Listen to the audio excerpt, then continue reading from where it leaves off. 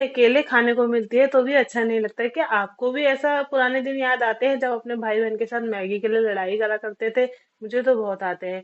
तो anyways guys, लेकिन फिर भी ऐसी चटकेदार, इतना मसालेदार, इतनी चटपटी आपको मैक्रोनी और मैगी दोनों मिक्स करके एक रेसिपी शेयर कर रही हूँ। खाओगे ना, आपको मतलब मजा आ जाएगा। उसमें एक चीज मैंने बस अलग से ऐड करी है, मतलब यूनिक, जैसे मैं बनाती हूँ उसके अकॉर्डिंग।